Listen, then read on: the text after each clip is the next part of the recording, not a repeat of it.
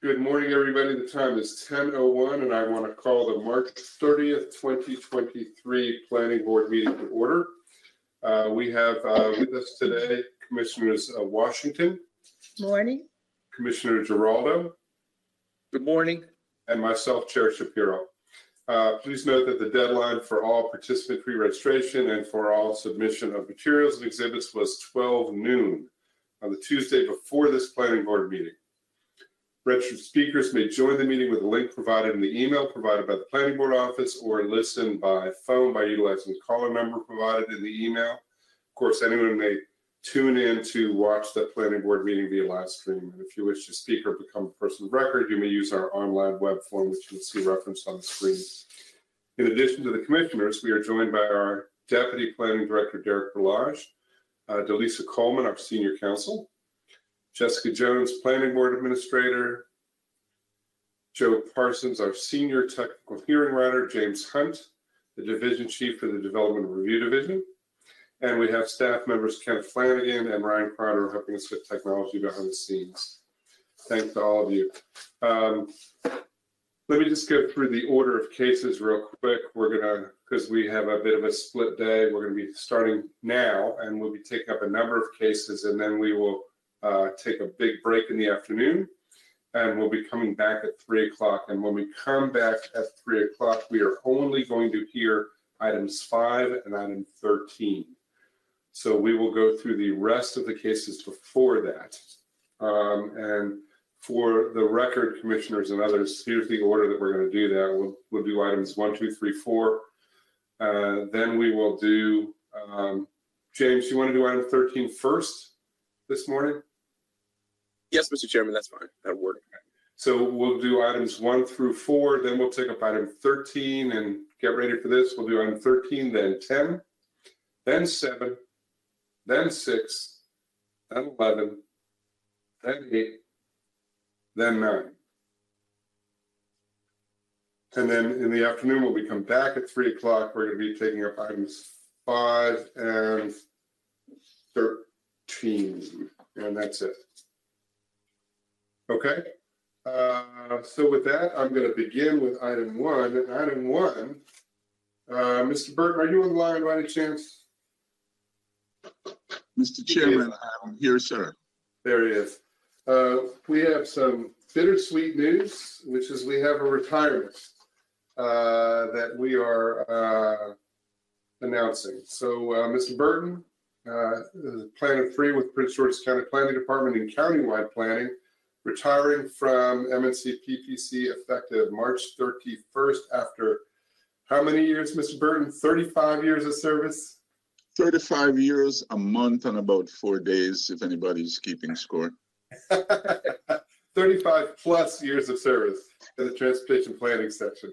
Glad appeared before us regularly. He's contributed to the development review process in oh so many ways, helping us navigate through all sorts of complex cases. He served as a liaison with the State Highway Administration on a number of projects, and he's contributed to so many major projects, I don't even know where to begin, updating the Transportation Review Guidelines, the Master Plan of Transportation, and more and more. His knowledge in civil engineering and transportation engineering has served as a resource to all of us for all these many years. Mr. Burton, we thank you for all of your contributions and your stellar service over the years, and we wish you a happy retirement. Yes. Indeed, we do. And you look just a little too happy, Mr. Burton. I'm a little apprehensive because I'm about to enter a place that I've never been in 40-something years. On Monday morning when I get up out of bed, I have no idea what I'm going to do since I have no job and nowhere to go. So that's an unknown. It's a new adventure. Yes. So, Mr. Burton, if it's something if you want to add as well while we have you on the camera, if you want to take a minute, fine. If you don't, I understand, but I'll give you a chance to have your voice heard if you want to.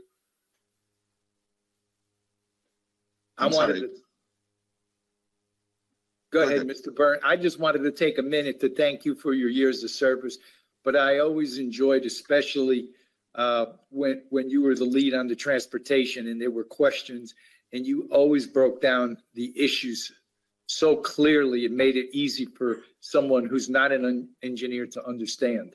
Absolutely. So thank you. You're welcome.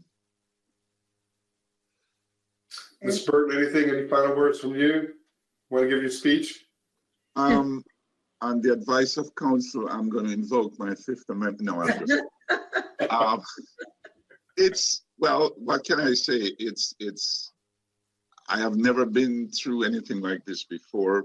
35 years serving the same masters. And I say that because I've served under 4 planning board chairs, twice by Betty Hewlett, and I don't know, 20, 25 different planning board members, and God knows how many colleagues and co-workers. So it's been a fun, interesting ride, given the range of people that I've worked with and for. There's a carpenter in my kitchen doing some work. I apologize for the. We don't hear it. Oh, okay. But anyway, it's been a wonderful experience, none that I've ever experienced before, and I will miss all of you, meaning the planning board members and my colleagues. And I will appear before you again this afternoon. There's a case that's on the agenda,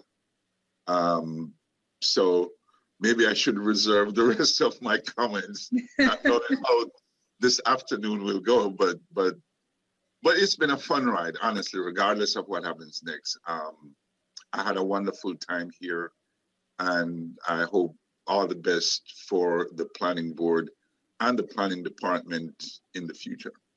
Thank you, sir. And just to say, in addition to your intelligence and competence, I want to thank you for all of your warmth as well. It's been a pleasure to work with you all these years. Thank you. And Mr. Chairman, I will enthusiastically move to accept that wonderful resolution that you just referenced. Thank you. Thanks for doing that. So we have a motion to approve the resolution. Is there a second? I will second it. Motion is second. If there's no discussion on the motion, I will call the roll. Commissioner Washington. Vote aye. Commissioner Giraldo. I vote aye. I vote aye as well. The ayes have it 3-0. Thank you, Mr. Burton. We'll see you this afternoon. I will see you all later. Bye-bye. All right. Be well. Next item on our agenda is I would look for a motion to approve the draft minutes of March 23, 2022. Move to approve. Second. Motion is second. Discussion. Call the roll. Commissioner Washington. Vote aye. Commissioner Giraldo. I vote aye. I vote aye as well. The ayes have it 3-0. Next, we're going to go to item 3A. These are legislative items. We'll start with Mr. Williams on CB 39, 2023. Take it away. Good morning, Mr. Chairman and members of the Planning Board. Can everybody hear me okay? We can hear you just fine. Fantastic. For the record, my name is Chad Williams. I'm a master planner in the countywide planning section. And as the chair indicated, I will be presenting the planning department's recommendations on 2 bills for your consideration and hopeful support and transmittal to the council. The first is CB 39 2023, which would be a bill to provide for flexibility in building height standards for development of property along the Central Avenue corridor in proximity to single family homes. So this bill would amend the transition height requirements in the neighborhood compatibility standards of the new zoning ordinance, where commercial mixed use properties immediately abut residential properties or in close proximity. There was a lot of background back in 2017 and 2018 on neighborhood compatibility and why US 1 was the only corridor in the county that had more relaxed standards than the rest of the county. The recognition at the time would be as other corridors reach that kind of threshold where development was imminent or underway, and there needed to be flexibility where we had these narrow commercial frontages, that other corridors will be added, and that time is now for Central Avenue. So the planning department does support the intent of this bill. We do recommend 2 technical amendments to the bill. Firstly, simply because of the nature of Central Avenue and Old Central Avenue changing names west of Addison Road, we feel it's important to clarify to add East Capitol Street in the case of Maryland 214, and to add Central Avenue where Old Central Avenue or Maryland 332 becomes Central Avenue again west of Addison Road. And similarly, the easternmost extent of where this flexibility would be allowed ends at Landover Road, which is also Largo Road or Maryland 202. So we just recommend minor tweaks there. And the other technical note, and this is just what we see is a fairly common drafting issue with the new zoning ordinance, is our lovely online code hosting program underlines terms and hyperlinks, and those underlines carry forward when we bring text into documentation. So all the underlines in the notes of the table on page 2 should be deleted from the bill, because as you know, legislative convention is an underlined term, is a new term, but these are all existing terms. So it's just a cleanup.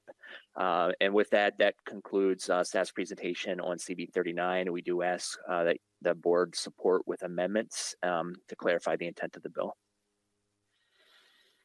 Understood. Thank you. Any questions for Mr. Williams, colleagues? I'd just say that I think this is an important next step for the Blue Line Corridor, and I'm glad we're moving on it. And I'll look for a motion, commissioners. Move to support with amendment CB 39, 2023. I'll second that. Motion second, no discussion. I'll call the roll. Commissioner Washington. Vote aye. Commissioner Giraldo. I vote aye. I vote aye as well. The ayes have it 3-0. Mr. Williams, we have a CB 40, 2023.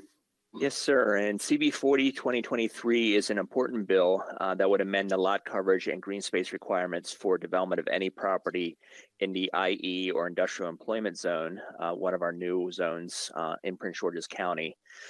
This bill is one of the first bills that is the product of a working group that consists of the Planning Department, the Office of the County Executive, and the County Council that was established at the Council's behest in direct response to numerous concerns that we've heard from the building community, developers, and property owners on various fronts. And in this case, it pertains to how the initial lot coverage and green area requirements of the IE zone as approved, and we fully recognize, didn't really meet the targets. It missed the mark on what we needed to do with our industrial zones. So CB 40 is intended to correct those issues, and it does so by proposing a more nuanced approach to development in this zone, where other uses, non-residential uses, so your industrial, your commercial, your institutional, inside the Capital Beltway, have generous lot coverage, maximum of 90%, and a green area minimum of 10% of their lots. Outside the Beltway in this zone, there's a little more variability. So there's a baseline set at 65% lot coverage and 30% green area, with the ability in a proposed table note for developers, builders to propose the word. I want to make sure I have the correct word here. I apologize for this.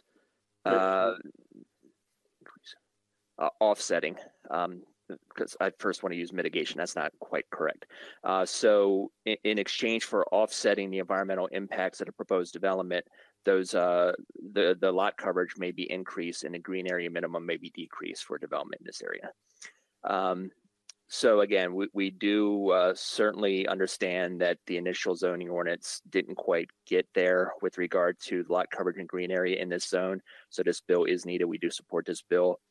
We have a few implementation concerns with regard to that flexibility, those offsetting pieces that I mentioned. Namely that it's the terms reasonably necessary and offset as they appear are very broad, and it could actually make it a little bit difficult to determine which applicants are entitled or deserve relief to meet these increased lot coverage and reduced green area requirements, so that the council may want to just consider setting a higher threshold for those and removing the offsets component of the bill. Should the council retain the offset, we do recommend some amendments. First is that preliminary plans of subdivision are included in this note at a point in time where this decision could be made. Our staff who have the most experience with environmental issues during preliminary plan of subdivision, they feel very strongly that this is not an appropriate time for environmental offsets because many of those environmental documents are approved actually after the time of preliminary plan of subdivision. So we do recommend pulling preliminary plan of subdivision from note 6, or at least recommending the council do so. Projects would also be subject at the time of detailed site plan. We recommend adding special exception to that list because a lot of development would be subject to special exception approval and would never go through a site plan. But we believe the intent for special exceptions in the IE zone would be the same to allow for that flexibility the council's looking for in lot coverage and green area.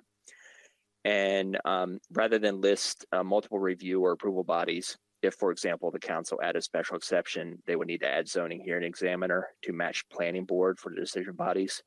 It's just easier, in our opinion, our professional recommendation to delete the planning board and just replace it with the terminology used by the new zoning ordinance of decision-making body or official. One final note that pertains to just a general overall implementation of this proposal is that even with the recommended elimination of preliminary plan of subdivision and my comments that a lot of these environmental issues are determined after that, that means that we're dealing with a detailed site plan or a special exception, which are very late in the development review cycle. And the applicants have invested significant amounts of money and time in their development and architectural engineering work.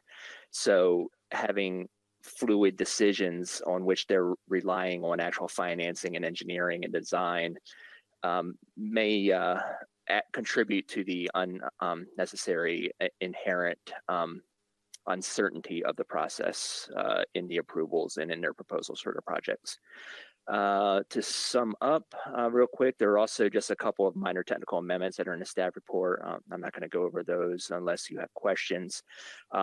Between the substantive amendments that I covered and the technical amendments, we did feel that it would be clearest to present an alternative draft 2, which is in your virtual backup in terms of bill form written as a draft 2.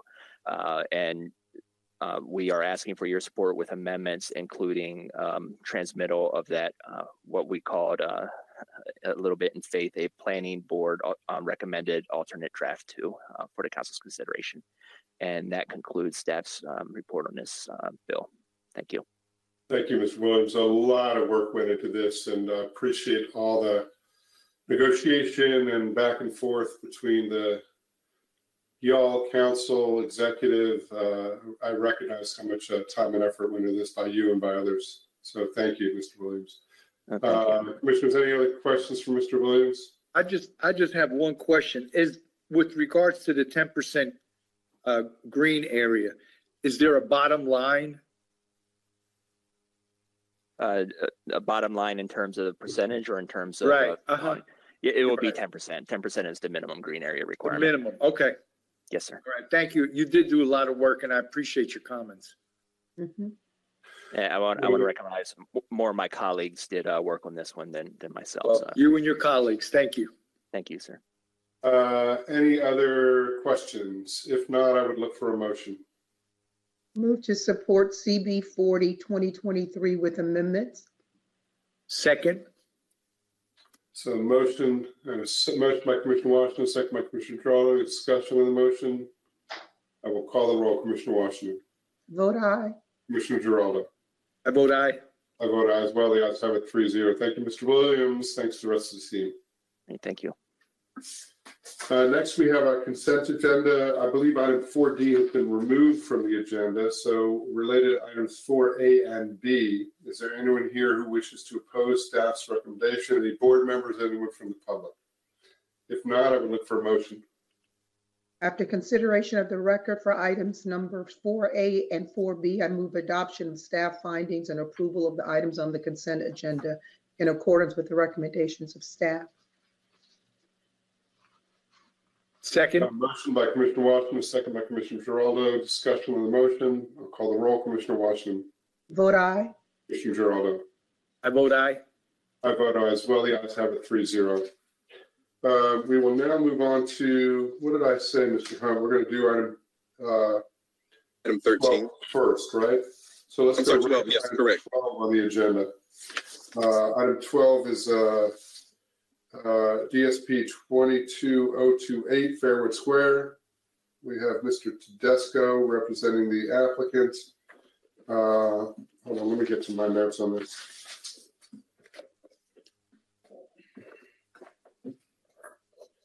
We have Mr. Shelley. Mr. Shelley, right in front of me. Okay, thank you. So I believe we have a preliminary matter on this. Mr. Shelley, you want to tee us off, and then we'll turn to Mr. Tedesco.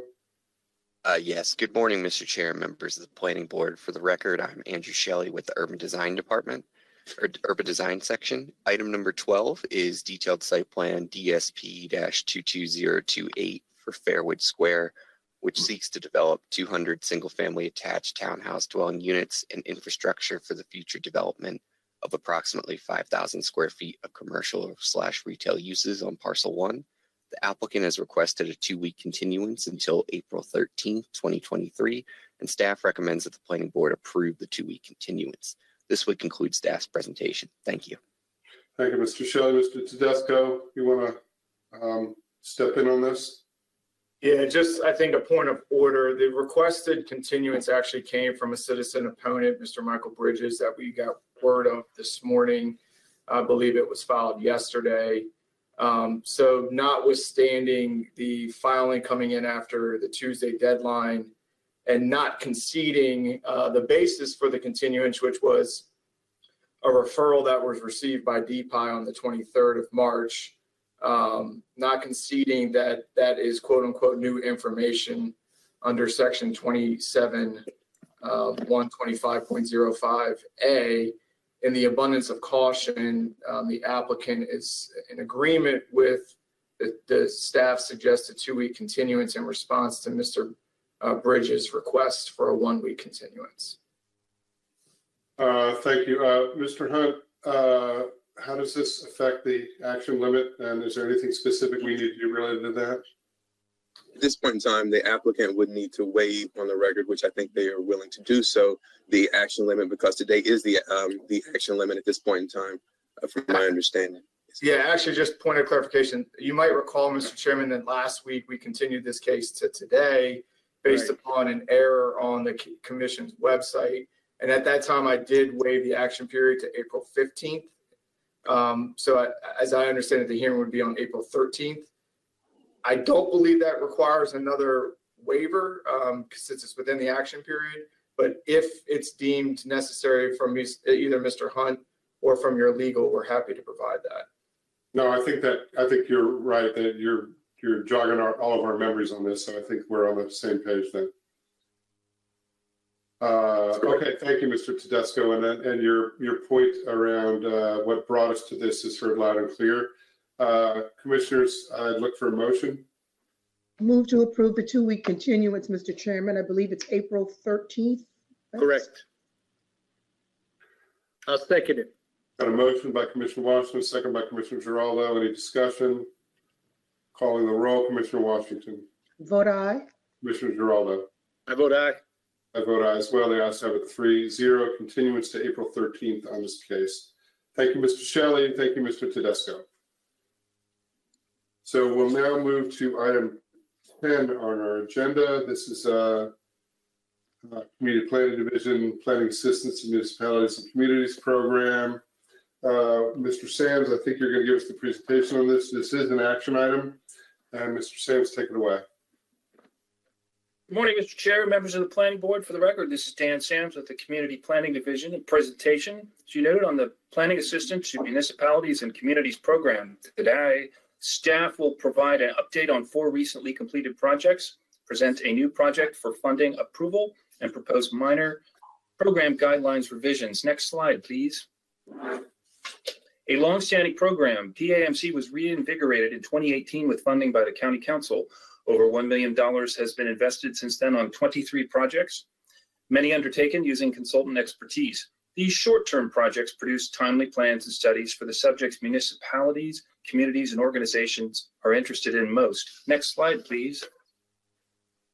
Recently completed projects include a pattern book for Fairmont Heights, an age-friendly action plan for College Park, a wayfinding study for the Anacostia Trails Heritage Area, and a guidance and toolkit document for the countywide Healthy Corner Store Initiative. Next slide, please. Completed in 2022, the Fairmont Heights pattern book identifies over 500 dwellings, classifies them and maps them by style and dates of construction, explains the origins and characteristics of each, provides photographs, and includes new research on early builders and homeowners. It identifies vacant properties and offers new designs with up-to-date floor plans. Next slide, please. The City of College Park was recently admitted into AARP's network of age-friendly communities. The PAMC plan details the goals, objectives, and action items to be considered as the city strives to improve its age friendliness in housing, transportation, communication and information, social participation, health services, and community support. This project was completed in November 2022. Next slide, please. Completed this month, the wayfinding and signage study for the Anacostia Trails Heritage Area includes identification of existing wayfinding signs, potential new signage types, and concept-level sign designs for 12 key recreational and cultural destinations along and adjacent to the historic US Route 1 corridor. Next slide, please. Completed in January 2023 and prepared for the Institute for Public Health Innovation in coordination with the Prince George's County Health Department, the Healthy Corner Store Initiative Guidance and Toolkit consists of a profile of existing conditions for corner stores in county healthy food priority areas. Research on retail market conditions is undertaken, case studies are examined, and guidance and recommendations for the implementation of the Healthy Corner Store Initiative are provided. Next slide, please. Bridget Warren, Program Manager in the County Office of Food Security, joins us now to talk about their role in the initiative. Next slide, please. Thank you, Dan. Coincidentally, as Dan's team was working on the toolkit, the Prince George's County Healthy Store Initiative received an invitation. A Philadelphia nonprofit, the Food Trust, secured funding from Elevance to launch a Healthy Corner Store pilot here in Prince George's County. For over 10 years, the Food Trust has worked with the neighborhood community stores in Philadelphia and Camden, New Jersey. Their community-centered approach to nutrition security focuses on access, affordability, and education, and largely mirrors our ambitions here. The Office of Food Security and the Food Trust collaborated to hire a community outreach associate, a very experienced healthcare educator, Cynthia Baker. Cynthia approached stores in our targeted neighborhoods about participating in the pilot. We sought independently owned stores that accept SNAP and WIC via EBT and serve as community hubs. We wanted a store willing to host and implement Heart Smarts, a 9-week series of nutrition lessons, created to educate and incentivize customers to make heart-healthy choices. Vivian Perez at Mimi's International Market in East Riverdale became our pilot site. Next slide, please. Our corner store pilot offered training, equipment, a healthy products list, and marketing materials to the store with coupons and nutrition lessons for customers. The Heart Smarts program meets residents where they are, bringing nutrition education into the corner store through conversational education, food samples, recipe cards, and very importantly, Heart Bucks, a $5 coupon to spend on the day's featured foods. Over several months and in 9 lessons, Cynthia covered fruits and vegetables, whole grains, healthy proteins, dairy and calcium, sodium, healthy snacks and beverages, prepared foods, and meals to stretch food budgets. Next slide, please.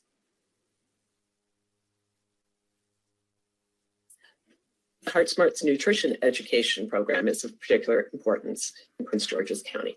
Many participants were surprised to learn their favorite foods were exceedingly high in sodium and planned to make adjustments.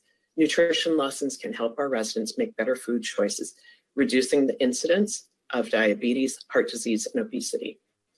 The partnership demonstrated that corner stores can be community assets and positively impact community health. Next slide, please. We look forward to expanding to corner stores in other neighborhoods. To be successful, we will try to pick the right retailer. Location is key. Stores located near the metro, bus stops, or schools can offer customers both convenience and healthy food and beverage choices. This is especially important for children during and after their school day. Reduce the financial risk and costs. We need to assist corner store owners in overcoming their business challenges. They know that a bag of Cheetos will sell, but an orange may be a different story. Providing a financial incentive to offset additional costs and marketing tips on how to buy, sell, and display produce may increase their profits. Increase customer spending power. Residents participating in nutrition assistance programs can increase their purchasing power by using HeartBucks or similar incentives. Thank you for your time today, and I'm happy to take questions. Commissioners, first of all, Ms. Warren, good to see you. Been a long time. Nice to see you, Chair. Mr. Chair, I have no questions, but I really wanted to thank Ms. Warren for that presentation and for the whole staff. I was thinking, as Ms. Warren was speaking, I was thinking, okay, so what food stores or what corner stores? And sure enough, I was going to emphasize the importance of hitting the Latino stores, but it seems she beat me to the punch. So that's a great move, and I think that it's a great idea and much needed, especially since the county has a lot of food deserts. Yes, Exactly. Well, thank you. Absolutely. Other questions, comments? None. Thank you all for all the good work. And if there's nothing else on this before us, Mr. Sands. Thank you, Ms. Warren. Chair, thank you, Bridget. We can skip ahead 2 slides, please. Oh, you're still going. Okay, I'm sorry. Keep going. Thank you. Again, Okay. for the record, this is Dan Sams with the Community Planning Division with presenting a new project for funding approval to the Planning Board. The City of Bowie has applied for a state of place analysis for a portion of the Plan 2035 Bowie Local Town Center and 2 Bowie, Mitchellville, and vicinity master plan focus areas, Old Town Bowie and the Maryland 450 corridor. State of Place is an AI-driven built environment database, benchmark, and predictive analytics software that collects block-level data on over 125 urban design features and uploads it to proprietary software. Next slide, please. The State of Place algorithm calculates both the State of Place index, which measures the overall walkability, bikeability, and livability at the block level, and the State of Place profile, which measures aspects of urban design tied to people's decisions to walk and overall quality of place, such as connectivity, parks and public spaces, recreational facilities, aesthetics, and personal safety. Next slide, please. Shown here are the selected study areas. The Maryland 450 corridor includes the Superior Lane Boulevard concept and Free State Shopping Center / Bowie Marketplace concept from the 2022 approved Bowie, Mitchellville, and vicinity master plan. Next slide, please. With the analysis, the city will be able to diagnose the study area's built environment, assets and needs, create and test project scenarios, and identify and prioritize improvements that would increase quality of life and optimize economic development potential. Next slide, please. The project comprises the following elements: data collection and processing, state of place data analysis, onboarding and software license, custom Bowie state of place economic forecasting model, recommendation report, 3 in total for the 3 project areas, unlimited scenario creation, forecasting guidance, and a final report and presentation. Next slide, please. The project cost is $95,000 with a proposed PAMC funding of $80,000 and City of Bowie contribution of $15,000. And staff recommend releasing funds within the PAMC budget to conduct the Bowie State of Place project. And this concludes staff's presentation on this portion. Thank you. Thank you, Mr. Sams. Anything else before us from you all? I have no questions, Mr. Chair, but I would move that we approve the release of PAMC funds to conduct the Bowie State of Place project. Great. Got a motion? Second. Have a second. Motion by Commissioner Washington, second by Commissioner Geraldo. Discussion. I'll call the roll. Commissioner Washington. I vote aye. Commissioner Geraldo. I vote aye. I vote aye as well. The ayes have it 3-0. Team, thank you very much for the presentation and for all the good work. Mr. Chairman, we also have for the board's consideration item 10B. Oh, and I move approval of the proposed revisions, Mr. Chairman. Okay. I'll second that. Motion by Commissioner Washington, second by Commissioner Geraldo. Any further discussion? Call the roll. Commissioner Washington. Vote aye. Commissioner Geraldo. I vote aye. I vote aye as well. The ayes have it 3-0. Is that all the business? That is all the business. Thank you very much. Thank you. Appreciate all your help. And thanks for all the work. We will move on to item 7 on our agenda. This is preliminary plan subdivision 4-21035, Clinton Woodyard. We have Mr. Tedesco, who is representing the applicant, and we have Mr. Diaz-Campbell with the staff presentation.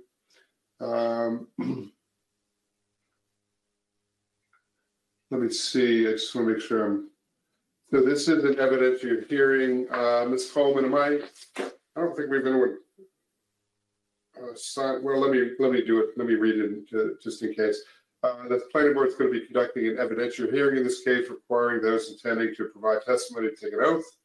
At this time, I would ask all persons intending to provide testimony to come on screen if you can, and raise your right hand. Hold on one second. Mr. Borowski, I actually don't see you on the sign-up sheet for this. I don't think you're speaking on this case. Apologies. I thought we were doing a sign-up pledge for everyone right now. Yeah, that's okay. That's all right. Better safe than sorry. So do you solemnly swear or affirm that your testimony will be the whole truth and nothing but the truth for whoever isn't on screen? Anyone? All right. Good enough. We'll turn it over to staff, Mr. Diaz-Campbell, and then we'll hear from the applicant. I believe this is going to be a very brief item. Mr. Diaz-Campbell, take it away. Good morning, Mr. Chairman and members of the board.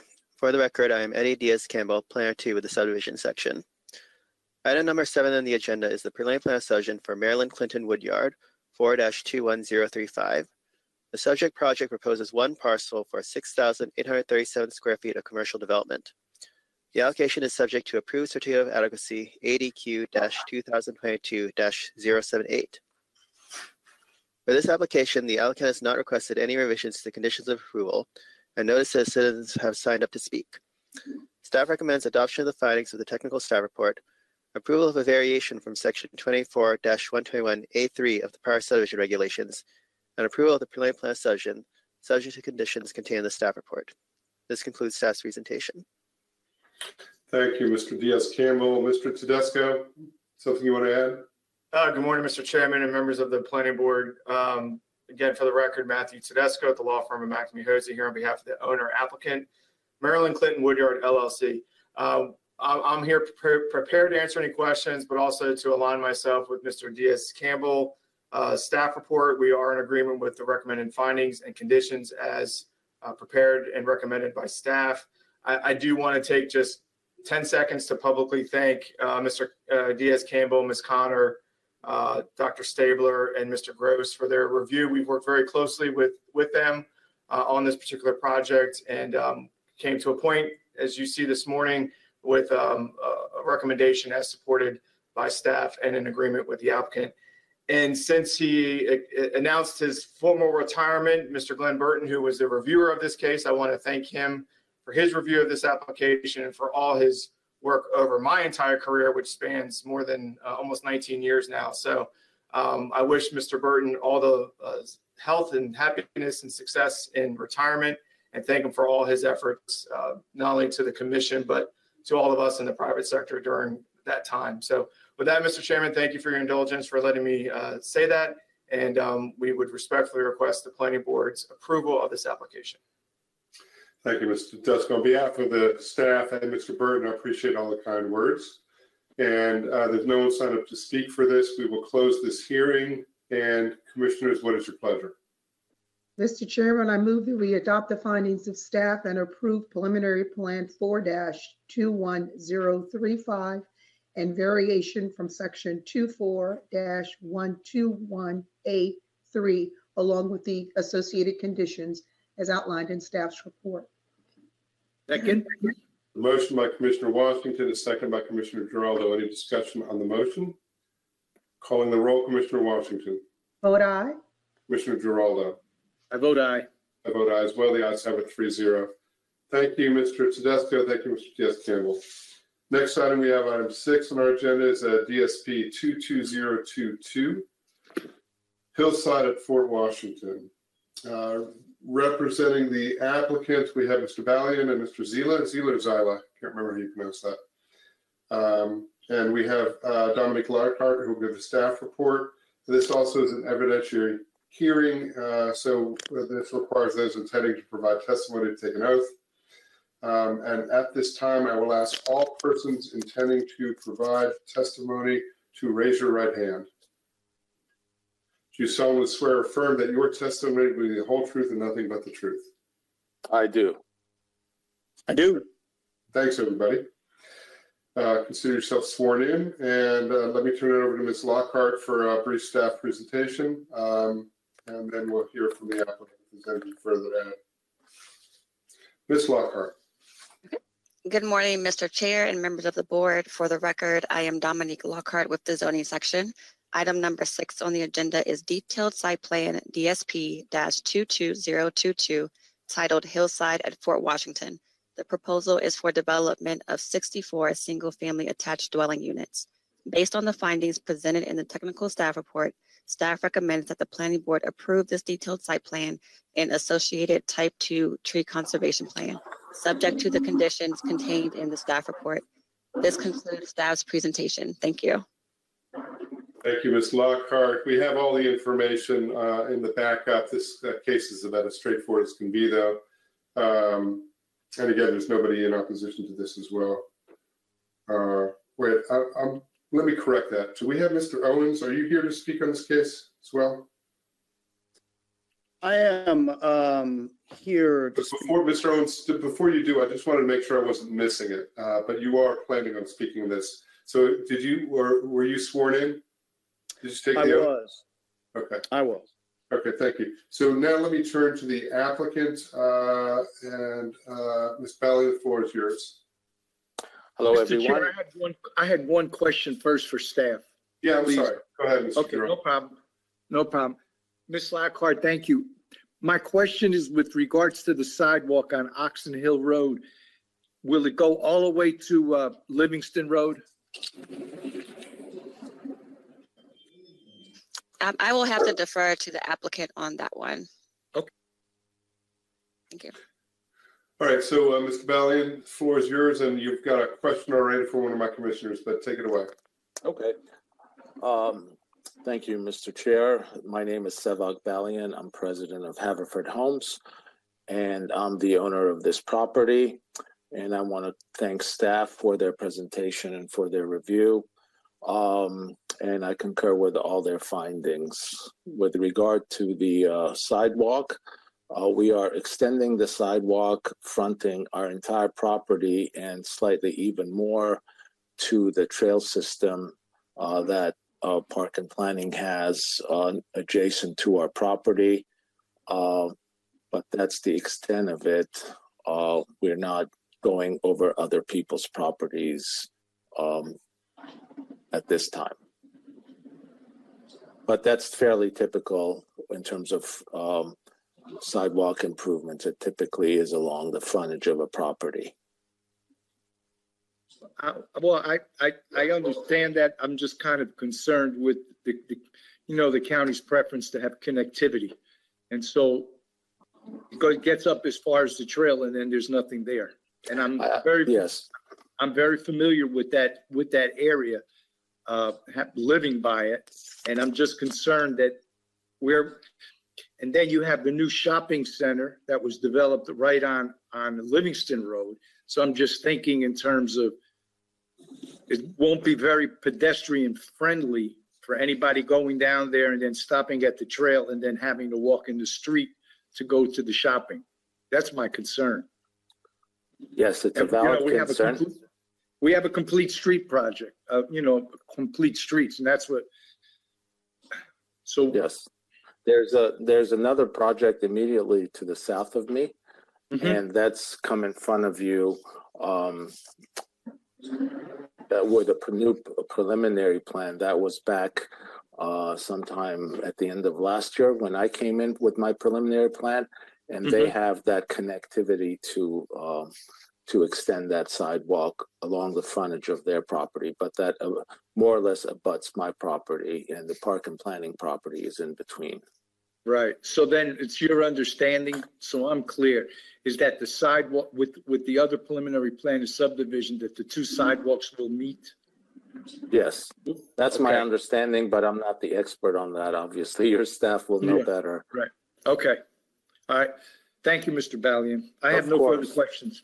And one more thing, I also want to thank Mr. Burton, and having worked with him for 25 plus years, it was a pleasure. Not always easy, but he was always correct. Well said. Anything else, Mr. Ballion? That's it. Thank you very much. Thank you. Any other questions for the applicant at this point? Okay, so on our speakers list, we have Mr. Owens. If you could identify yourself for name and address to the record, and the floor is yours. You have up to 3 minutes. And we may have a clock that will be there just to help guide you. Take it away. Yeah, it won't take that long.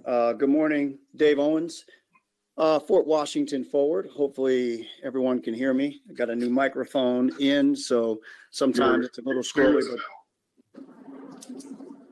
Excellent. Fort Washington Forward, located at 938 Swan Creek Road East, Fort Washington, Maryland, 20744 is the official address there. I just wanted to take a moment to thank Mr. Ballion and his group. They've been great working with the community. They've been very responsive. That doesn't always happen. So with other developers. So we just really appreciate them in support of what they're doing, in support of their efforts. And so we want to continue, especially, their work with sidewalks and things of that nature. So we really support them and appreciate their willingness to reach out to the community. The one thing that I thought about is before I got here today was just the last time we were here talking about townhouses in the area, the State Highway Association didn't know about that second townhouse project that's further down the street right across from Giant. And as Mr. Gerardo was speaking, I couldn't help but think about that. The last time their traffic study about Oxon Hill Road, it felt a little casual. What they were recommending for this particular townhouse project was that third turn lane heading onto 210.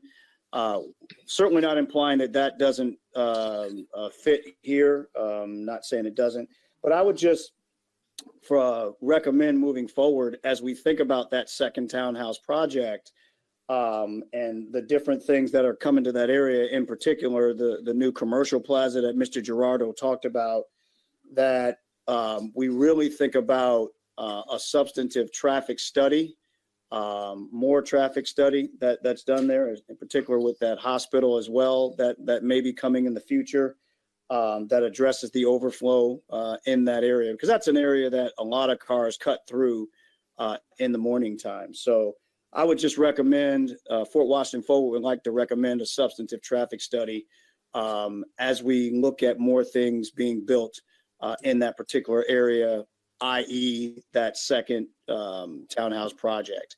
But overall, in support, we appreciate Mr. Ballion and his group and their willingness to reach out to the public. They've been great, and we wish them well.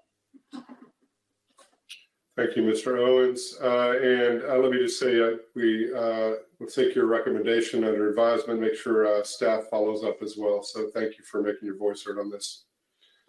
Commissioners, any questions for Mr. Owens? No, I thank Mr. Owens for his participation, and I know his group, Fort Washington Forward, has been very active, and that group also represents cyclists and pedestrians, and The group's focus is to improve everything in Fort Washington, but especially to make more pedestrian connectivity and safer travel. So thank you, Mr. Owens. Yeah, and just real quick, I think your point is very valid, Mr. Gerardo and the rest of the group, about connectivity. When that second townhouse project comes in, obviously they have to do sidewalk connectivity in front of their particular space.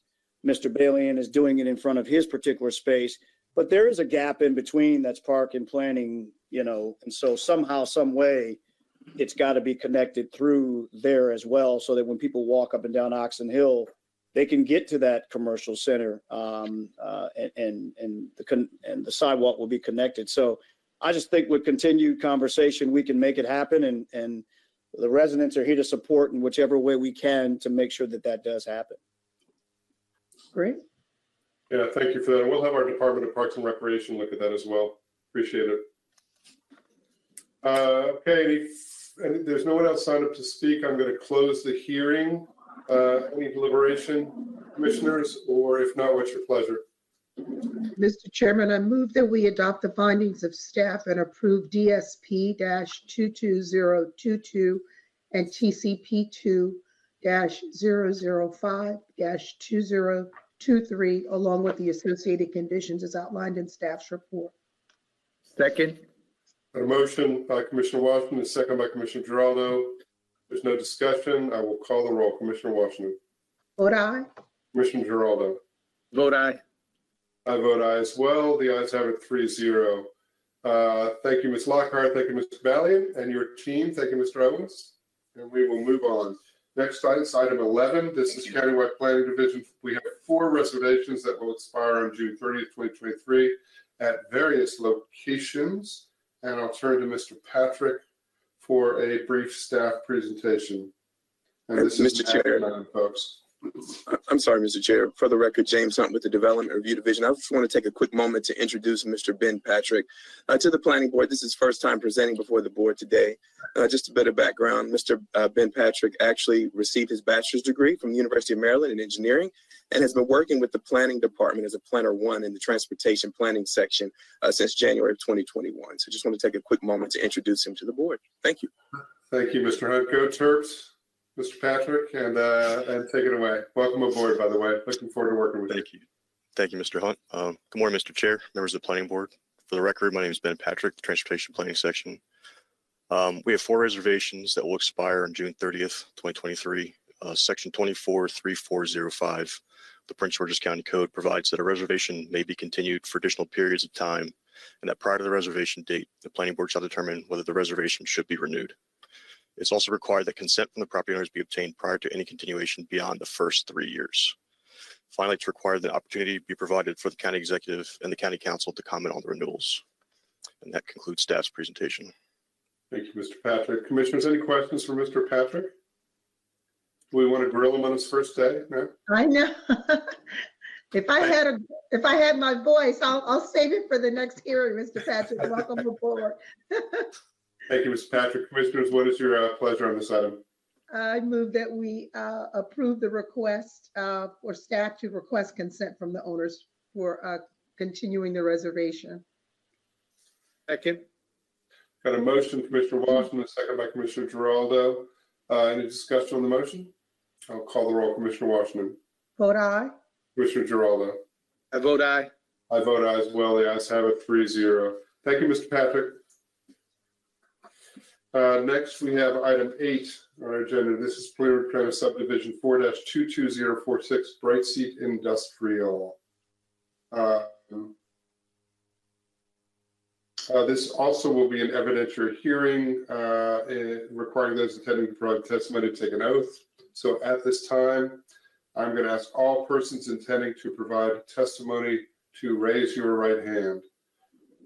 And that does not include you, Mr. Aller. Mr. Chair. Yes. Lisa Cohen, Senior Counsel for the record. I don't see Mr. Borowski on the sign-up sheet for this item. I see him for the Bright Seat item for number 13, but not for this one. Okay, so Mr. Borowski, strike two.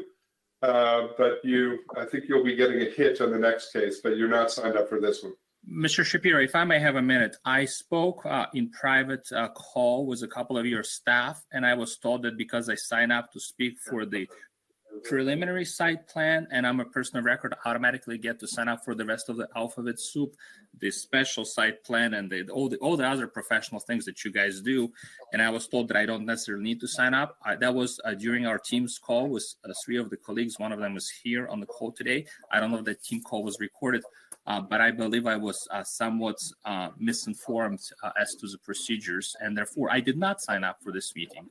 And it was indeed with a conversation with Calista Breck yesterday that I realized that I was not automatically signed up to speak. I just want to make that statement that I was misled as with regards to my participation in today's meeting. I can't, Mr. Borowski, I can't speak for our staff. I can say that if you had signed up for a previous hearing that was continued, then you're having signed it before, you would be eligible to speak on this one. But that's not the case for this, what's before us. So if you did not sign up by 12 noon on the Tuesday before the hearing, then you're not eligible to speak.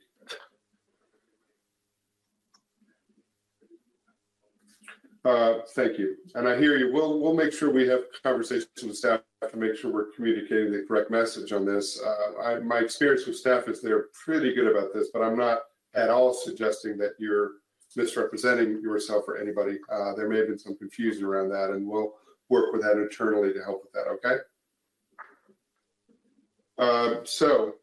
With that, everyone else who is intending to provide testimony, please raise your right hand. Do you solemnly swear or affirm that your testimony will be the whole truth and nothing but the truth? I do.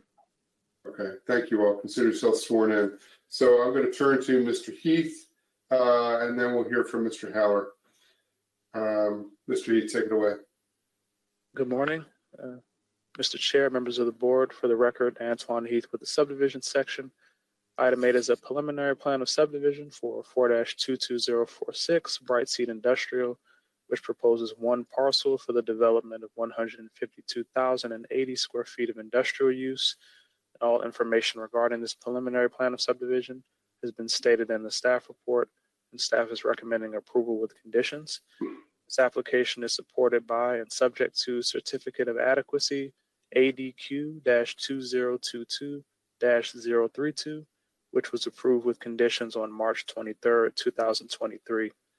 The applicant submitted proposed revisions to conditions prior to the Tuesday 12 p.m. deadline, and these revisions can be found in the additional backup as Applicant's Exhibit 1, and staff is in full agreement with these revisions.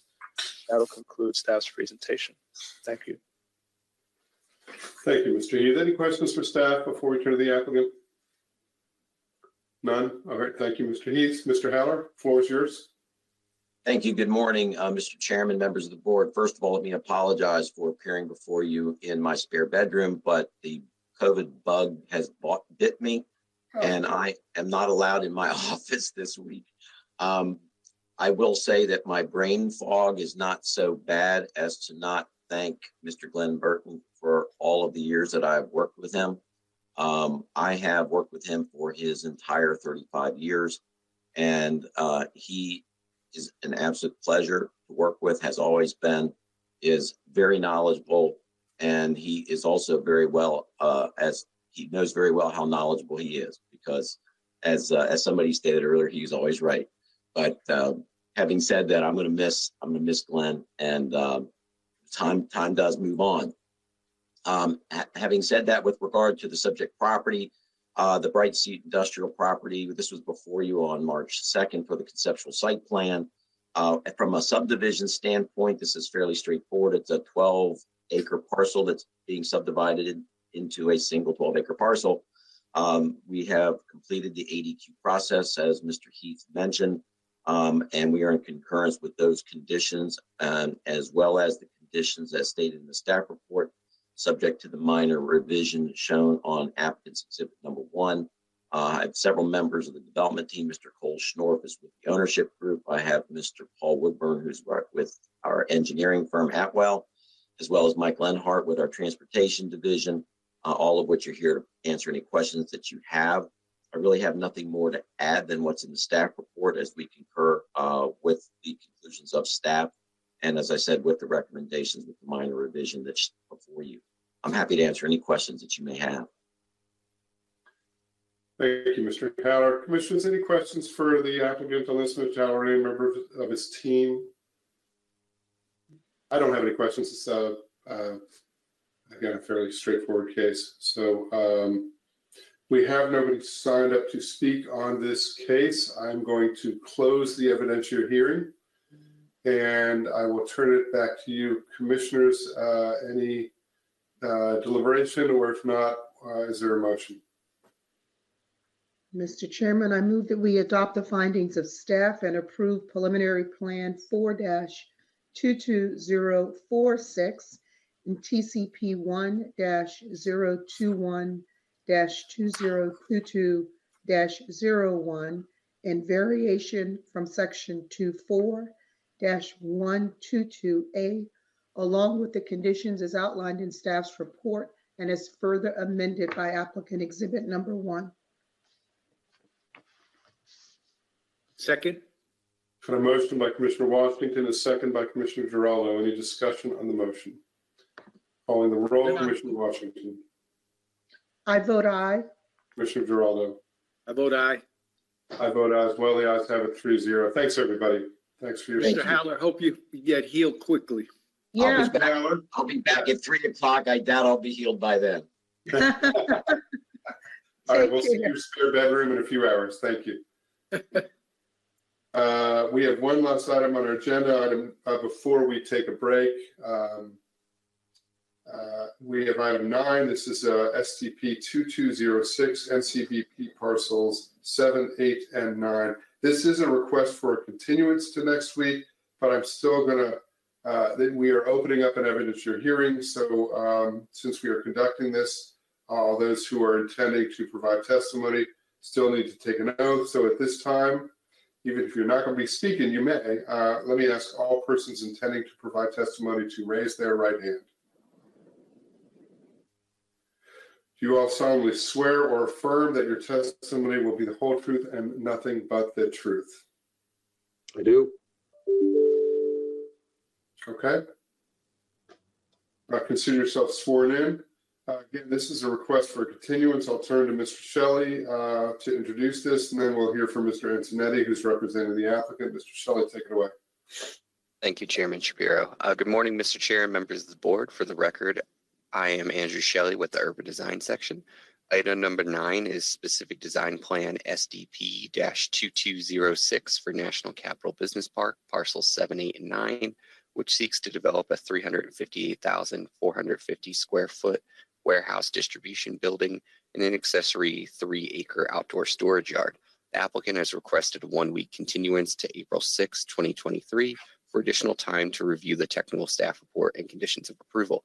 Staff recommends that the planning board approve the 1-week continuance, and this would conclude staff's presentation. Thank you. Thank you, Mr. Shelley. Mr. Antonetti.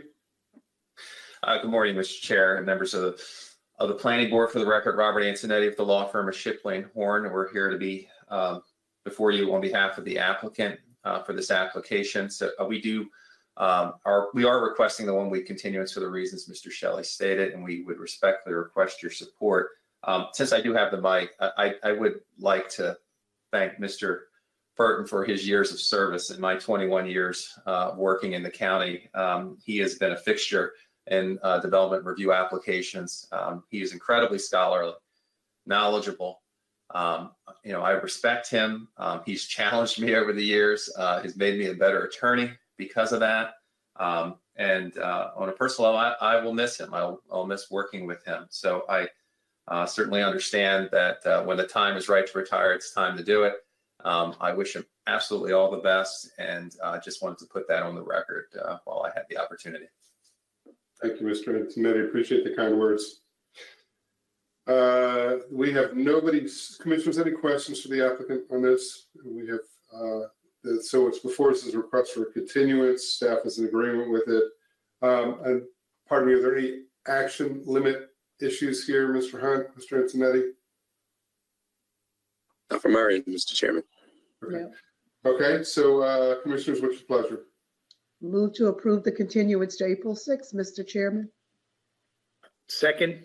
A motion by Commissioner Washington, a second by Commissioner Giraldo. No discussion. I'll call the roll. Commissioner Washington. Vote aye. Commissioner Giraldo. I vote aye. I vote aye as well. The ayes have it 3-0. Thank you, Mr. Antonetti and your team. Thank you, Mr. Shelley. That is all that we have until we come back from break. We're going to be coming back from break at 3 p.m. When we come back from break, we're going to hear items 5 and item 13, and that's it. We've covered all the other business. So with that, we are on break, and I'll see you all back at 3 o'clock. Thank you.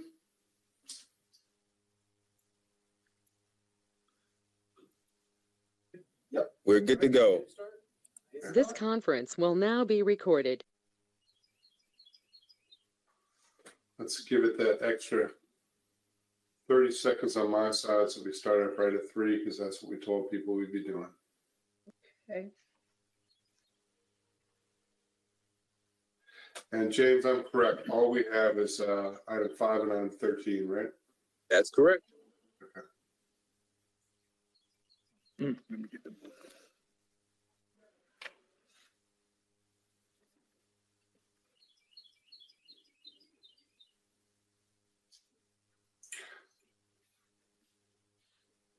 Okay, I think we're gonna get started again. Manny, you around?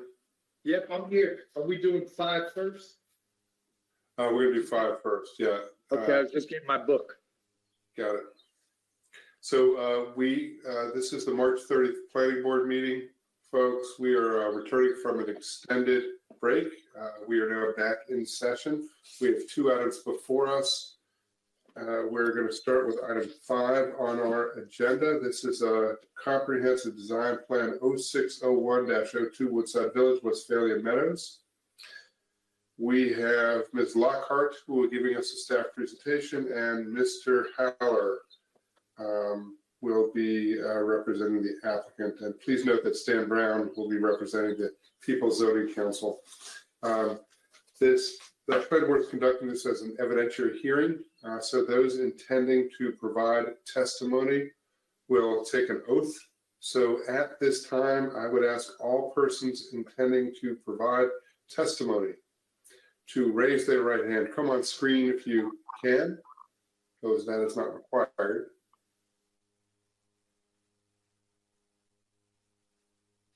Thank you, everybody. Do you solemnly swear or affirm that your testimony will be the whole truth and nothing but the truth? I do. I do. I do. I do. I do. All right, thanks, everybody. Consider yourself sworn in. I will now turn to staff. Ms. Lockhart for a staff presentation. Take it away. Okay, doing a sound check? Yep, we can hear you fine. Thanks for checking. Okay, thank you. Good afternoon, Mr. Chair and members of the board. For the record, I am Dominique Lockhart with the zoning section. Item number 5 on your agenda is Comprehensive Design Plan CDP-0601-02 titled Woodside Village, Westphalia Meadows. The proposal is for development of 200 and 257 single-family attached dwellings and 15 to 28 single-family detached dwellings for a maximum total of 285 dwelling units. Based on the findings presented in the technical staff report, staff recommends that the planning board approve this comprehensive design plan and the associated type 1 tree conservation plan, subject to the conditions in the staff report. The applicant has also proposed revisions to the recommended conditions in their exhibit, which is included in the additional backup. Staff has reviewed the proposed revisions and is in agreement with the changes proposed.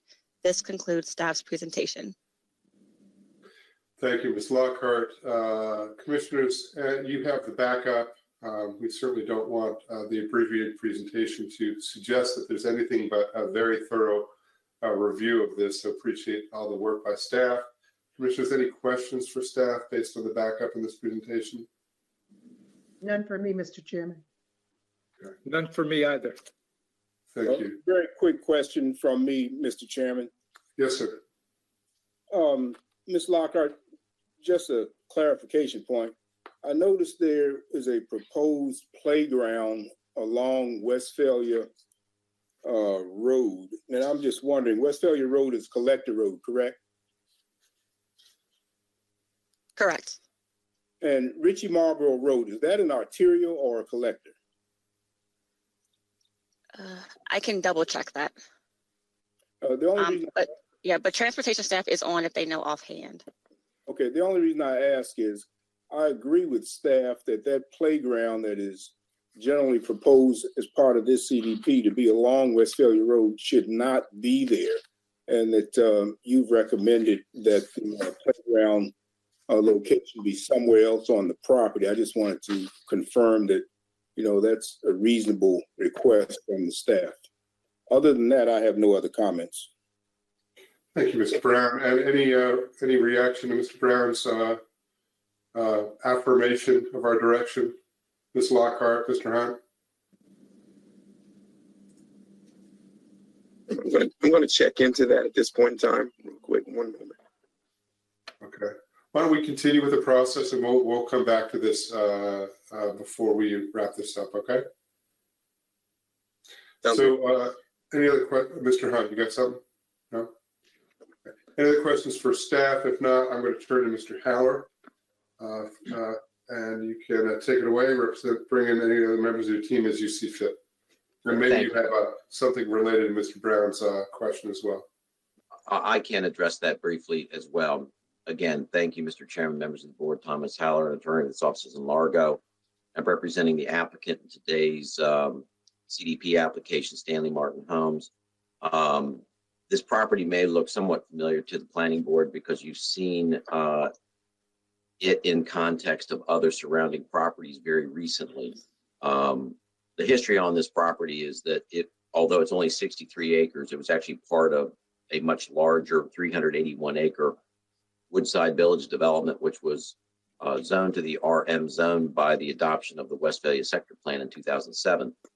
And while that overall 380 acre property proceeded to a comprehensive design plan approval, it was never constructed. Subsequently, Maryland National Capital Park and Planning Commission acquired about 140 acres of the original property to expand the Central Park. And as a result of the fracturing of the larger development, it was left basically into two separate ownerships, this property and the property to the west, which is called Case Yergat. And we did a amendment to the basic plan. Actually, the owners of this property and the owners of the Case Yergat property each did basic plan amendments to separate them into separate basic plans. And so we are before you with the CDP of that basic plan. You heard not only the CDP, but you've also approved a preliminary plan, and then as recently as March 9th, approved the SDP for the Case Yergat property. That's why that would be familiar to you. Mm-hmm. And so we are here now. We're a little bit behind them, but we're here now with the CDP. And this property, as is indicated in the application, the applicant is Stanley Martin Homes. They also are proposing the development of the property directly across Westphalia Road to the north, known as the Parkland Rock Creek Project, which you also heard very recently as well. So this is part of the finally coming together of several properties that will include the construction of some important master plan roadways that were created in the Westphalia Sector Plan. And as the staff report notes, the development that's proposed on this plan is pretty much the same as what was originally envisioned for the property. The original basic plan was approved back in 2007 and was envisioned when the CDP was approved for this property back in 2008, 2009, but now as a separate standalone development, the proposed development is somewhat, is pretty much the same as what was originally proposed. With regard to Mr. Brown's comment, I would note that there is on the proposed plan a concept location for a recreational facility just south of Westphalia Road.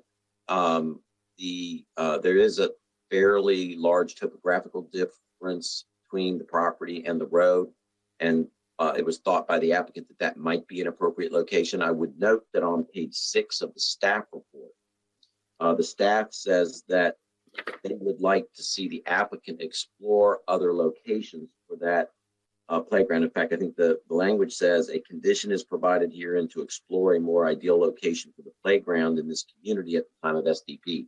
I do not believe that that condition got put into the recommendation section of the staff report.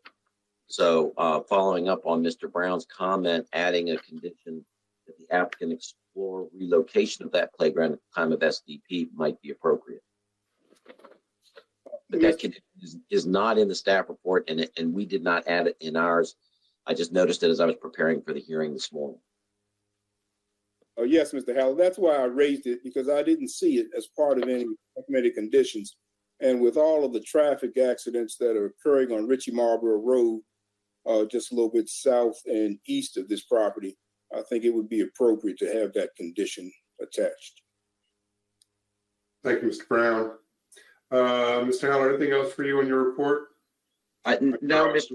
Chairman, as staff noted, we have a few minor revisions to the conditions, which is in your backup. Otherwise, we support staff's findings and their recommendations.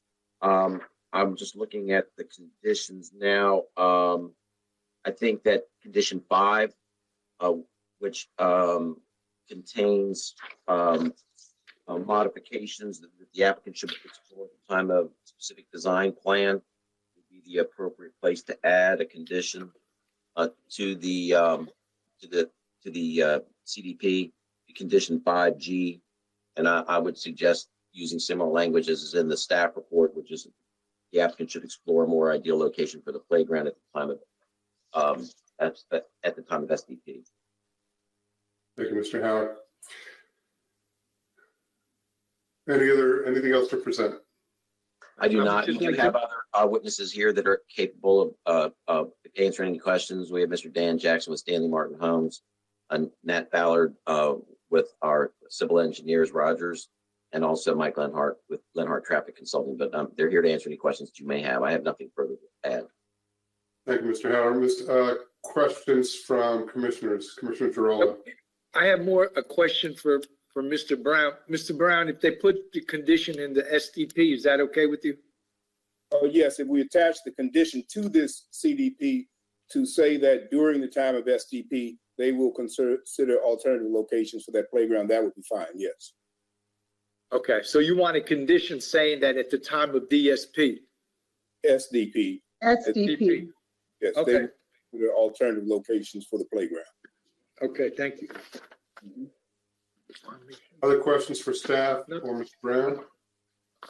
No questions. Nope. Or the applicant, rather. Okay, so there's no one else who signed up to speak on this. I'm going to close this evidentiary hearing.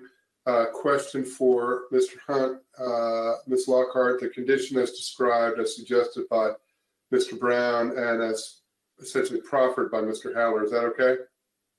So, Mr. Chairman, for the record, this is James Hunt. We're going to add the condition in there, item 5, condition 5G, to state at the time of specific design plan, the applicant shall explore an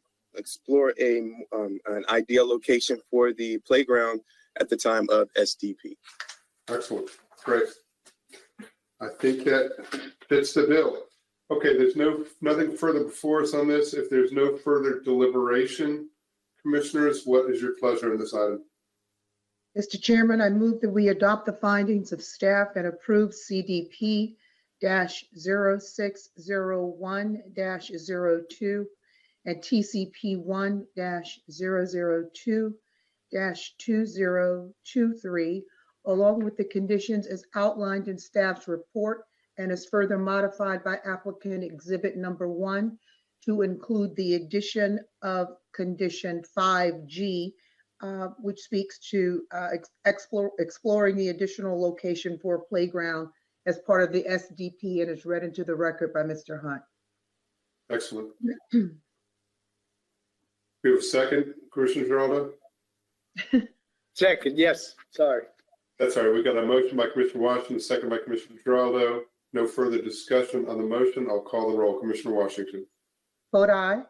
Commissioner Giraldo. I vote aye. I vote aye as well. The ayes have it 3-0. Mr. Haller, Ms. Lockhart, Mr. Brown, thank you very much.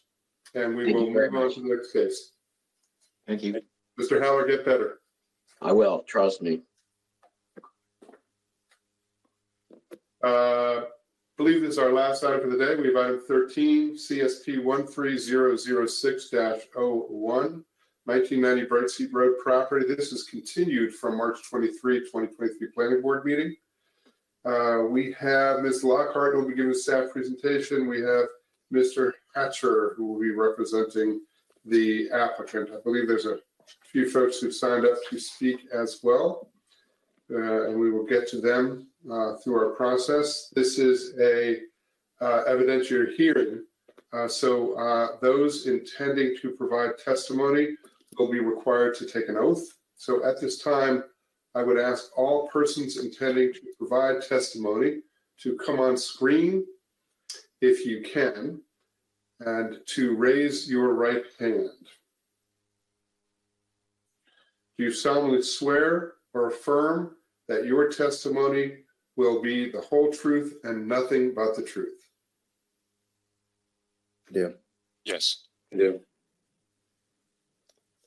Okay, great. Consider yourself sworn in. I will now turn to Ms. Lockhart for the staff report. Okay. Good afternoon again, Mr. Chair and members of the Planning Board. For the record, I am Dominique Lockhart with the zoning section. Item number 13 on the agenda before you is titled 1990 Bright Seat Road property. The proposal is for development of up to 170 rear-loaded single-family attached condominium units on a single lot. Next slide, please. The subject property is in Planning Area 72 in Council District 5. Next slide. More specifically, the 22-acre subject site outlined in red is located in the northwest quadrant of the intersection of Bright Seat Road and Sheriff Road. Next slide, please. The image to the left shows the subject site is located in the Agricultural and Preservation, or AG zone, and also the Town Activity Center Core, or TAC-C zone. The image to the right shows that the subject site was previously located in the Open Space, or OS zone, and also the Mixed Use Transportation, or MXT zone. Next slide, please. The aerial photograph shows that the site is vacant and undeveloped. Next slide. The topography map shows the site contains steep slopes throughout the property, especially along the western property boundary. Next slide.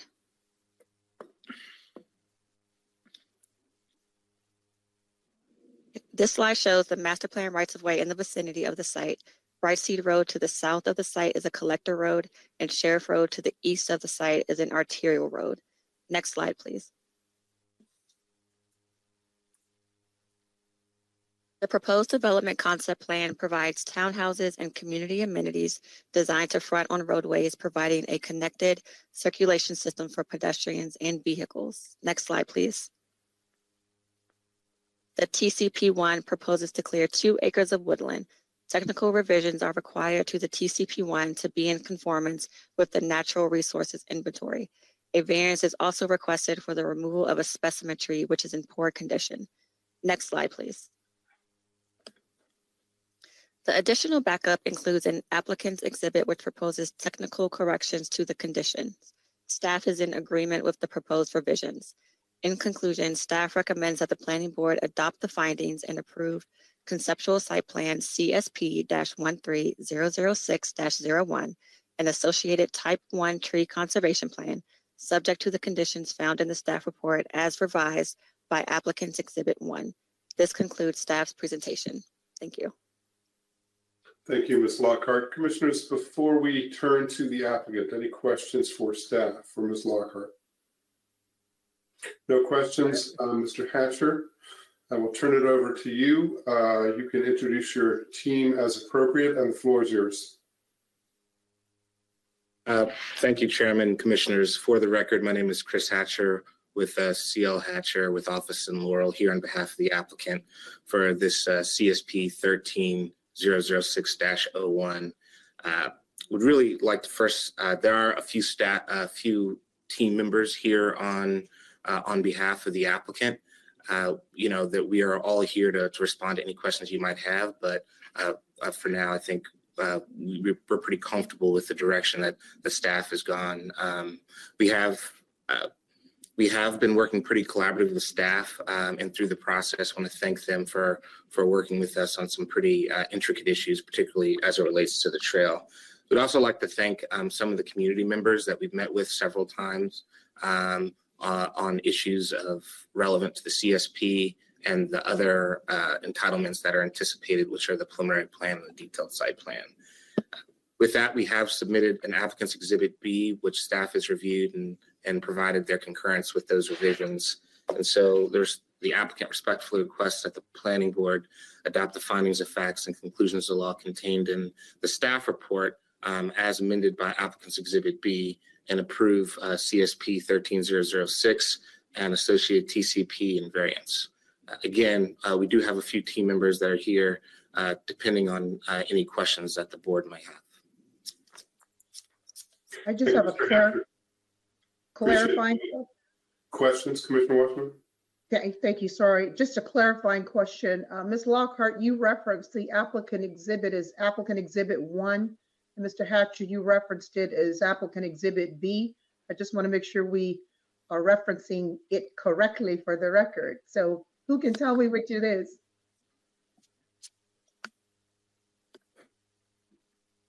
It is listed in the backup materials on what we submitted as applicant's exhibit B. Okay, then it shall be. Thank you. That's it, Mr. Chairman. It shall be B. Other questions for the applicant? Okay, we have a few folks signed up to speak. Let me go through the speakers list. I want to see who's here first. I know that Mr. Borowski is here. Is Mr. Slocum here as well? Here. Okay, great. So we'll go in that order. You'll have 3 minutes to speak each. If you need to negotiate a bit more time, just let me know. And be sure to state your name and address for the record. And we'll start with Mr. Borowski, and the floor is yours. Just a quick mic check. I didn't work last time. Yeah, we can hear you fine. Excellent, thank you. Well, I want to start by saying my name is Yuri Borowski. I'm a resident on Hillview Road here, just a mile away from the development. There is a very busy season, looks like around here. We're looking at an industrial warehouse, an advanced auto parts store, 7-Eleven, and this not so mixed use development. I also want to ask, how was everyone's lunch? I hope you guys got a chance to visit some local minority women-owned shop. I would love myself a Turkish coffee and a kolache, Ukrainian kolache. But unfortunately, there's only 2 McDonald's around the area here. When I first found out that there's a mixed-use property being developed, I was excited because I thought, here comes my diet diversification. Maybe there's going to be some mixed use there. You know, I put up this MXT code and I read that it says transportation-oriented, provides for a variety of residential, commercial, and employment uses, which I know we do like to see more jobs in the county, and mandates at least 2 out of the following 3 use categories: retail, business, office, dwelling. And I was thinking, that's great. And then I looked up at the project, and it does not look like there's going to be any small businesses coming my way to go to. I also read the report, and it looks like there's a kind of a problem with how the infrastructure, transportation, bicycle facilities are being laid out. And I'm sure everyone knows me by now as that bicycle activist. I'm not wearing my Maryland shirt today or the helmet. And I think I want to be clear, I'm not one of those extremists who believes that every disabled infant and senior should be bicycling everywhere. But I do believe in healthy routine exercise. I do not think that my choice should be between dying from a heart attack on lack of exercise or dying under the wheels of an industrial truck, or in this case, a lot of traffic to this neighborhood. So I'd like to reiterate the concerns that I read in the staff report with regards to the transportation facilities. And I would like to note again that I do understand from the report, it says that it looks like there was an email from July 1st of 2014, which is 9 years ago, that somehow qualifies the applicant to not use this as a mixed-use development. But this is a very deeply concerning and disappointing, as I know our county does struggle with commercial tax revenue, that we're just going to hand over another plot like this of mixed-use development that will generate 0 commercial tax revenue, to my understanding. from the staff report. And it is, again, my hope that my testimony here makes any difference, although prior experience indicates it's about as good as yelling on the street corner on Central Avenue. If anyone has any questions for me as a resident, I'm happy to answer them. Thank you. Thank you, Mr. Borowski. And I will take some of the questions that you have, and we'll make sure that both the applicant and staff address some of your concerns, at least so we have clarity around that as well, okay? I promise you that. Next, we have I'm sorry, Commissioners, any other questions from Mr. Borowski? Okay. Next, we have Mr. Slocum. And again, if you could state your name and address to the record, and we'll put a clock up there just to help us manage the time such as it is. If you need a little bit more time, Mr. Slocum, just let me know. And the floor is yours. Thank you. Thank you, Mr. Chairman, Planning Development Board, and guests, fellow residents. My name is Albert Slocum, and I live in the area off of Homefield Drive and in Hyattsville, Maryland. I had a few conversations with Mr. Hatcher and also one with his team, along with my team. I'm also a developer. The components here, we talked about the CM zone from 2009 to the mixed use, and just for the record, unless it's anything different, the applicant assured that this would not be a mixed use, that they're primarily stemming from townhomes, from the 380 townhomes to 170, which 172 changed to 170. I asked, for confirmation as well as clarification as to the purpose, the use of the land. My understanding is that the applicant mentioned that the structure will be built as townhomes, but rented out. And if the applicant can speak to that, have the opportunity to do so, I concur to the approval along with the staff, as long as the conditions are met. There needs to be further demographic, site, and feasibility, which will come up in the DSP to cater all those needs. In addition, to the TCP setbacks, et cetera, I'd like to see in the DSP or comprehensive design plan, if applicable, more concrete design and how this is going to actually pan out to fit the aesthetics of the community. I believe that it should be cohesive, sustainable, and speak to the community in which it will be built, complementing existing and potential growth based on the master plan. Now, again, we have, for the most part, primarily all the conditions for the most part met at the CSP level. But the question at hand as well is what environmental studies, such as geological, ecological, that are applicable to this particular CSP have been conducted. And I'd like to turn it over to the applicant to answer those inquiries for me, please. Thank you. Thank you, Mr. Slocum. And again, I will make sure that we ask the applicant to address some of the concerns that you have and the questions that you have as they rebut and close. So we'll be sure to be attentive to that as well. Commissioners, any questions for Mr. Slocum? No questions. All right. Thank you both very much for your testimony on this. And again, we'll hear from staff and the applicant, especially the applicant, on these issues. So there's nobody else who signed up to speak. I'm going to turn it back over to the applicant for any rebuttal and close. And Mr. Hatcher, if you can address these issues, talk to us a bit about at the CSP level about the zoning category and the nature of the mixed use development or not. The questions about the transportation network, especially given it's Mr. Borowski, especially the bike pad and the bike aspects of it.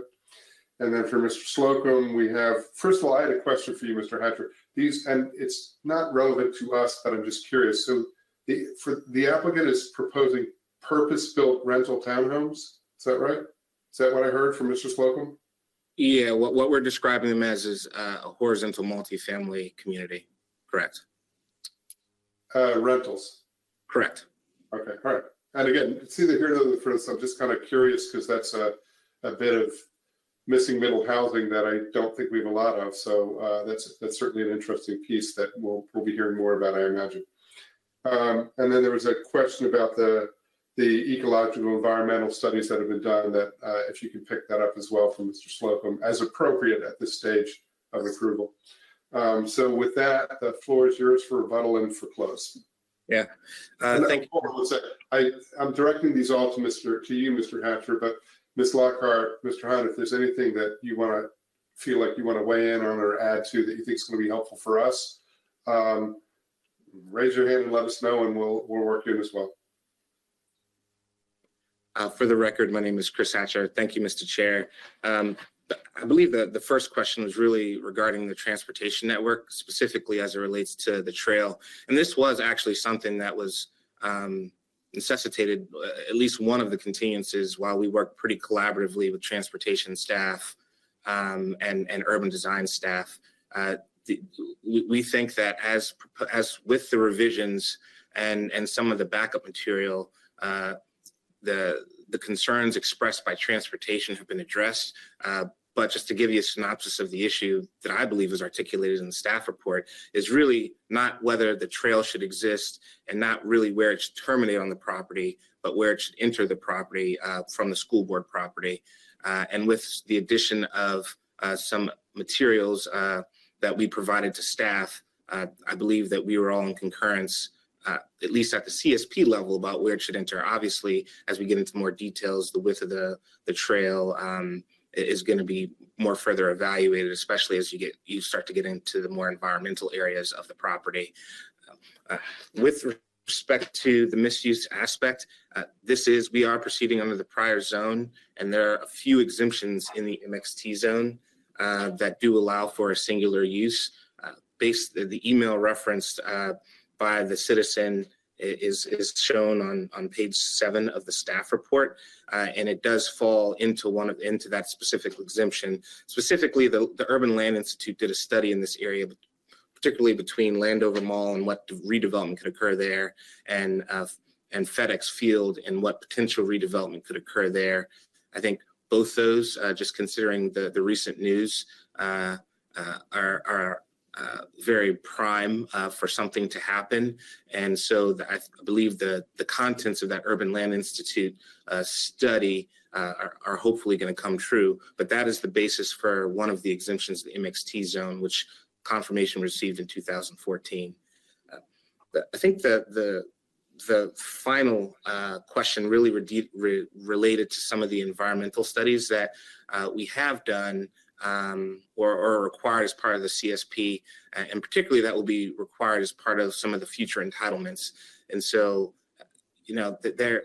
although we did submit some environmental studies into the record, particularly with some of the conditions, we anticipate that more exhaustive studies will be required, and in particular things associated with the stormwater management concept, NRI, TCP, with the upcoming preliminary plan and detailed site plan. So we did, again, meet with Mr. Slocum several times, and we anticipate that we will continue to meet with him through the process. And as that information becomes more relevant to each entitlement, we will certainly ensure that he's provided that information and respond to any questions he continues to have. Thank you, Mr. Hatcher. Anything else to close? I'm taking that up as rebuttal. Or are you good? Yeah, to close, again, we just respectfully request that the planning board adopt the findings of fact and conclusions of law contained in the staff report as amended by applicants Exhibit B, and approve the CSP along with the associated TCP1 and variance requests. Thank you. Thank you, Mr. Hatcher. Commissioners, any questions for the applicant, for Mr. Hatcher, or any members of his team? I have none. Okay. I have none. I have none either. I do want to turn to Mr. Hunt, Ms. Lockhart, if you could sort of have your voice heard on this issue around the zoning and the single use piece as well. Just, I want that for our edification, but also for the record. For the record, James Hunt with the Development Review Division. Mr. Hatcher is absolutely correct. 27, I think item 27 or section 27.547E of the zoning ordinance does permit properties that were placed into the MXT zone through a particular, I believe it was a master plan amendment. And if a study was conducted, they're allowed to actually, they're permitted to only choose one zone, one use within that zone itself in the use table. And so staff is in full agreement with that. And that's the reason for staff's recommendation of approval of this single use in the MXT zone. Okay, thank you, Mr. Hunt. Commissioners, any other questions for the applicant or for staff? I will close this evidentiary hearing is there any deliberation, or if not, what is your pleasure on this? Mr. Chairman, I move that we adopt the findings of staff and approve CSP-13006-01 and TCP1-001-14-01 and variance to section 25-122B1G, along with the conditions as outlined in staff's report and is further amended by applicant Exhibit B. I know that was a test, right? There's a motion. Do we have a second, Commissioner Geraldo? Second. Motion by Commissioner Washington, a second by Commissioner Geraldo. Any discussion on the motion? I'll call the roll. Commissioner Washington. I vote aye. Commissioner Geraldo. I vote aye. I vote aye as well. The ayes have it 3-0. Thank you, Mr. Hatcher and team. Thank you, Ms. Lockhart. Thank you, Mr. Borowski, Mr. Slocum. Yep. Mr. Hunt, is there any further business to come before the planning board today? Mr. Chairman, after a long day, there are no additional business items before the board today. Thank you very much. Thank you. Without objection, commissioners, we are adjourned. And I want to thank everybody for your time. You all have a good rest of the day. You do the same. Thank you. Thank you, Mr. Chair.